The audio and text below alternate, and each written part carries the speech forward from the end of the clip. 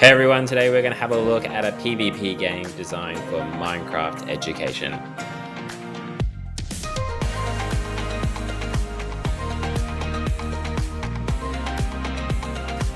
Okay, so first things first, this game is called Gold Rush and it is a combination of two games amalgamated together. The very first game comes from XI Suma 2, who kind of built the original game design concept map, and then the actual physical map itself, the world, comes from Minecraft Education Edition. It comes from the Build Challenge Esports Games Arena. And we've essentially taken those two worlds, moved them together, and then rebuilt it so that it will work in Minecraft Education Edition. So we're going to go through each part of this, but let's just go through the general gist of the game. There are two teams versing each other, and the idea is to collect as much gold as you can throughout the game. Now I'm just going to stay in creative mode for the purposes of this game. But essentially, the idea is that you want to use one of these gold towers to destroy the zombie pigmen, collecting what they drop. There are three towers in this version of the game, and you do need to watch out for the little ones because they will attack. The idea is that the zombie pigmen will drop loot that you will want. In particular, if I jump in, is these gold nuggets here. As you're collecting these gold nuggets, essentially what we want to do is we want to craft them. And the idea is to end up with a gold block. So in here, I would take my gold nuggets, place them in, and build out my ingot. But the game will require another 9 gold ingots in order to win a point. Once I have successfully crafted a block of gold, I place it down here inside my base, and my team will essentially score a point, placing one up on the scoreboard. The team with the greatest amount of points at the end wins. So let's go through each of the components. So the very first part is the starting position of the game. So all players, including the host, land here in this section. And essentially, if you are on the green team, you move into the green area and stand on the green concrete. If you are in the yellow team, you go into the yellow area and stand on the yellow concrete. It's really important to make sure that you don't jump around, just in case you do slightly lift yourself up off the ground when the game starts. If you do that, you will miss out on play. So you will require a host for this game. Normally, we recommend this as a 5 versus 5, so you will need 11 people in order to play. The host can essentially use these controls to adjust the timer. So the game is default set to 8 minutes, but you can add or remove time. You can reset that timer, but quite simply clicking the start button will move all of the players off of their platform and into their bases. So once inside of a team base, you have a couple of things to consider here. There is a chest which is filled with reoccurring armor that you can use throughout the game. In your base are a series of beds where you can reset your respawn position if you would like. Otherwise, the default respawn is actually set to the center of the map where the zombie pigmen are spawning.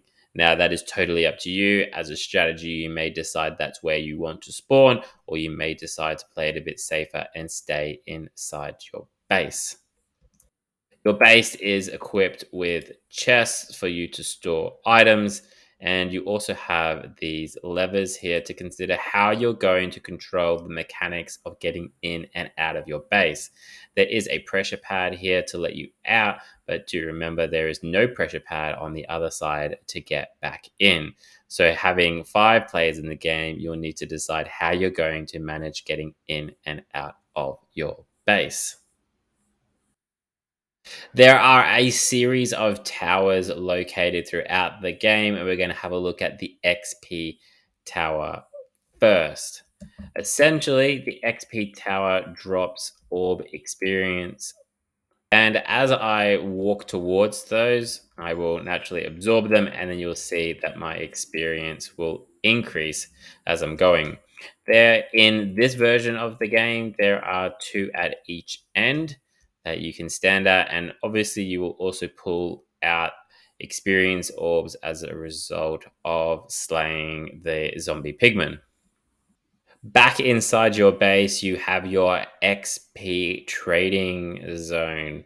And essentially, here you can take what you have in XP and spend it. So, for example, if I wanted an Ender Pearl, this wouldn't be possible because it requires 13 XP, but I could definitely get an apple because it only requires 2.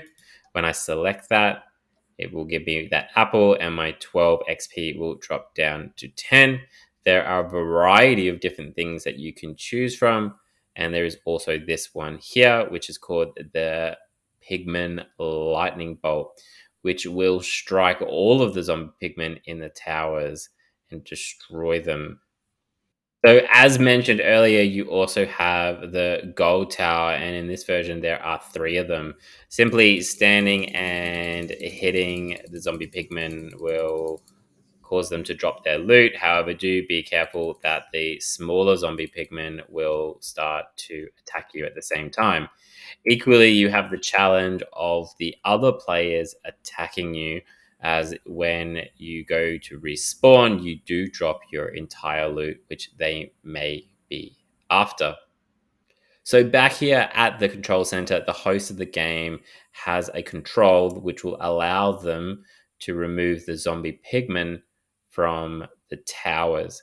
This is to help with reducing lag in the game, as quite often sometimes players may not be quick enough to remove the zombie pigmen.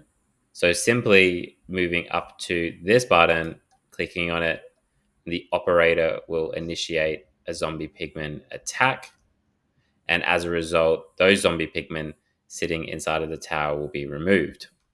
So there are 3 crafting tables available at the bottom of each base to make it a little bit more interesting and a little bit more difficult. They are located on the outside, so you may want to think about having a player with you when you decide to craft. Simply opening that up, placing in the gold nuggets first to exchange for your gold ingot, and then using your gold ingots to create a block of gold. This block of gold is what you need to score your point back at your base. Once you've scored a point, everyone in the game will be notified with a message and a bell. Additionally, people will be able to follow the score along on the scoreboard screen. The maximum point value that can be scored is up to 19. In the circumstances of the timer running out and there being a tie, we ask that all players stop playing, move away from their devices, and the operator or the judge of the competition is to move around and to count the remaining amount of XP points that each player has. The team with the greatest number of XP points wins. Have fun playing Gold Rush. Remember, sportsmanship is key. Make sure that you collaborate, that you strategize, but most of all, that you have a good time. Cheers.